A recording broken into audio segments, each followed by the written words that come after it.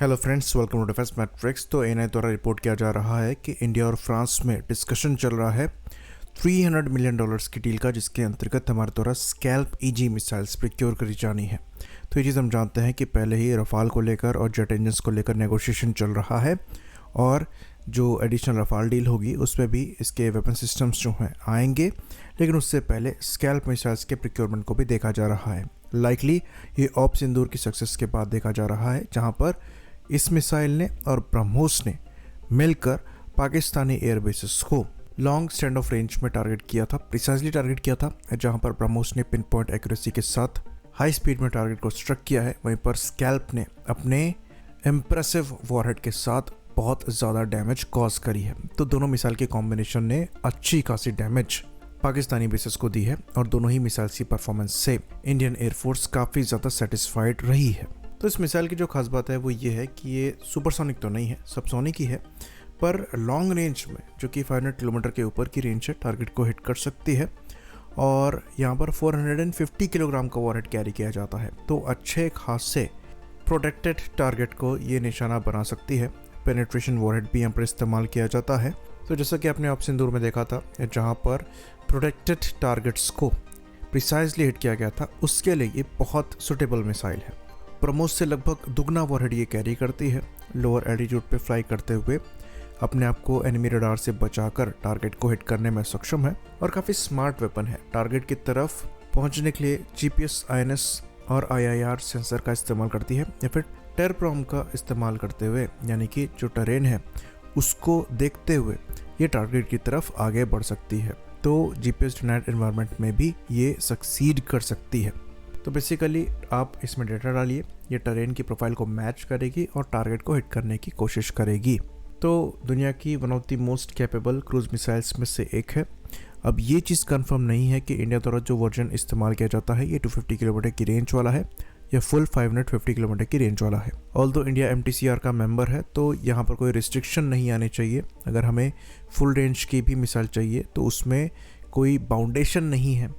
Ukraine के case में उनको 250 किलोमीटर की रेंज वाली स्टॉर्म शैडो या फिर स्कैल्प मिसाइल दी गई है, पर इंडिया के केस में ये नेसेसरी नहीं है।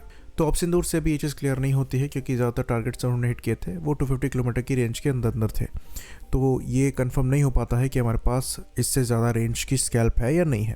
पर जैसे कि हमने बताया, MTCR के हम मेंबर हैं, तो हमें इसकी फुल रेंज के साथ भी मिसाइल मिल सकती है। और ये बात भी हम यहाँ पर ऐड कर दें कि इन मिसाइल्स को इंडिया की स्पेसिफिक रिक्वायरमेंट के हिसाब से मॉडिफाई किया गया है। तो हम हायर एल्टीट्यूड में मिसाइल का इस्तेमाल करेंगे, जिसको लेकर ऐसे इंडिकेशन मिल रहे हैं कि कुछ मॉडिफिकेशन मिसाइल में भी किए गए हैं। तो करीबन $300 मिलियन की यहाँ पर डील होगी। अब स्पेसिफिकली कितनी मिसाइल यहाँ पर हम ले रहे हैं ये मेंशन नहीं है, पर ये नंबर 100 से 150 के बीच में हो सकता है। तो ये काफ़ी एक्सपेंसिव मिसाइल्स हैं, लेकिन कैपेबल भी हैं, और इसलिए इनके नंबर्स बढ़ाए जा रहे हैं। तो नेवी के रफाल की डील के साथ भी इन मिसाइल्स का प्रोक्योरमेंट हुआ है, और जब हम 114 रफाल लेंगे उनके साथ भी इनका प्रोक्योरमेंट अलग से होगा। ये डील लाइकली अलग से करी जा रही है एग्जिस्टिंग 36 रफाल्स के लिए। बाकी एक और चीज़ हम यहाँ पर ऐड करना चाहेंगे कि अगर हमारे द्वारा ये मिसाइल्स ली जा रही हैं तो हमें इंटर ऑपरेबिलिटी का भी ख्याल रखना चाहिए, और ये इंश्योर करना चाहिए कि ये मिसाइल्स खाली रफाल के साथ कैरी ना हो।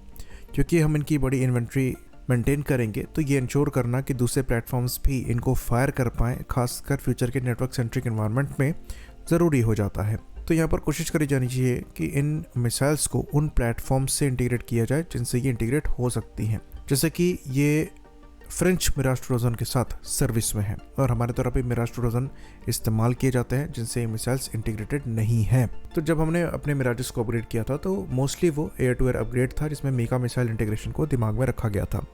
पर वहाँ पर हमने स्कैल्प मिसाइल्स के इंटीग्रेशन को नहीं किया था, जो कि उस समय एग्जिस्ट करती थी, और शायद उस समय हमने इसी ज़रूरत को नहीं समझा हो।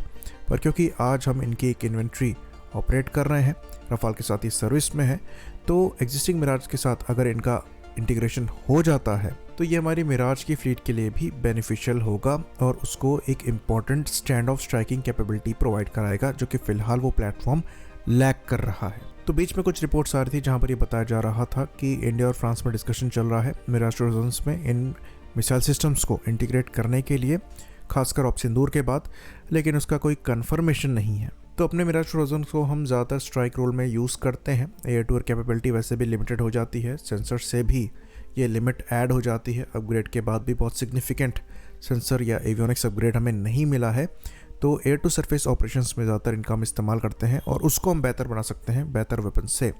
तो यहाँ पर स्कैल्प ईजी का ऑप्शन अवेलेबल है और हमारे हिसाब से ये अपग्रेड हमें करना चाहिए। इसके साथ ही साथ तेजस मार्क 1A में भी ये अपग्रेड किया जा सकता है। तो पहले ही हम LCA तेजस को मॉडिफाई कर रहे हैं, जो रफाल के साथ वेपन्स हम ला रहे हैं उनको इनसे फायर करने के लिए, जिसके अंतर्गत हैमर का इंटीग्रेशन तो पहले ही हो चुका है और फ्यूचर में मीटियोर इंटीग्रेशन की भी बात करी जा रही है जब उत्तम रडार लग जाएगा। तो यहाँ पर क्रूज मिसाइल LCA तेजस भी लैग करता है और अगर स्कैल्प ईजी उससे इंटीग्रेट हो जाएगी तो एक बड़ा एयर टू सरफेस कॉम्बैट के लिए बूस्ट LCA तेजस को भी मिल जाएगा। बाकी जो आइस ब्रेकर मिसाइल है उसको इंटीग्रेट करने की तो बात करी ही जा रही है, लेकिन स्कैल्प की इन्वेंट्री हम ऑपरेट करेंगे, तो अगर ये मिसाइल भी इंटीग्रेट हो जाती है तो एक्सपोर्ट पोटेंशियल के हिसाब से भी ये काफ़ी अच्छा रहेगा। तो यहाँ पर हम ये बिल्कुल नहीं कह रहे हैं कि इंडिजिनस ऑल्टरनेटिव्स नहीं होने चाहिए इस मिसाइल के और हमें इंडिजिनस मिसाइल डेवलप नहीं करनी चाहिए जो कि हम तेजस से इंटीग्रेट करें।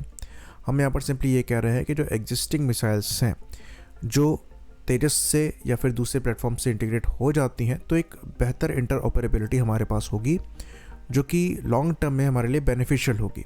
तो जो मिसाइल्स हम डेवलप कर रहे हैं वो रफाल से भी इंटीग्रेट हों, तेजस मार्क 1 से भी इंटीग्रेट हों और मिराज 2000 से भी इंटीग्रेटेड हों, लेकिन इंपोर्टेड वेपन्स के साथ भी ये केस हो, ये भी हमें इंश्योर करना चाहिए। तो ये दो फायदे देगा, पहला तो इंटर ऑपरेबिलिटी, दूसरा एक्सपोर्ट पोटेंशियल। बाकी अगर ये डाउट्स हो कि ये 1300 किलोग्राम की मिसाइल है LCA तेजस क्या कैरी कर पाएगा, तो ये चीज़ हमें दिमाग में रखनी है कि LCA तेजस जो है ये फ्यूचर में ब्रह्मोस NG कैरी करने वाले हैं और वो भी 2 के नंबर में, और ब्रह्मोस NG का जो वज़न है वो स्कैल्प के वज़न के लगभग बराबर है। तो अगर ब्रह्मोस NG कैरी हो सकती है तो स्कैल्प भी कैरी हो सकती है और ये चीज़ हमें करनी भी चाहिए। बाकी मिराज के साथ तो स्कैल्प इंटीग्रेशन एक मिस्ड अपॉर्चुनिटी थी। जब हमने उन प्लेटफॉर्म्स को अपग्रेड किया था तो मीका पर ही फोकस किया, एयर टू सरफेस वेपन्स पर ज़्यादा फोकस नहीं किया। तब अगर हम स्कैल्प के इंटीग्रेशन को कर देते जिसके अंतर्गत एक सेंट्रल लाइन पाइलॉन पे ये मिसाइल कैरी करते हैं तो कम से कम मिराज भी आपका स्टैंड ऑफ स्ट्राइक्स करने में सक्षम रहता। बाकी एक आर्ग्यूमेंट आता है कि कैट सेंटर का क्या होगा, ITCM का क्या होगा, तो उसमें सिंपली ये कहना है कि पहले उन वेपन्स को डेवलप तो हो जाने दीजिए। अगर आप रफाल के साथ स्कैल्प को इस्तेमाल कर रहे हैं तो इंटर ऑपरेबिलिटी होने में क्या बुराई है, क्योंकि इन मिसाइल्स की इन्वेंट्री आप मेंटेन करेंगे तो अगर दूसरे प्लेटफॉर्म से इनको फायर करने में सक्षम होंगे तो इसमें कोई बुराई नहीं है। तो यहाँ पर हमेशा डिफेंसिव हो जाना भी समझदारी नहीं है।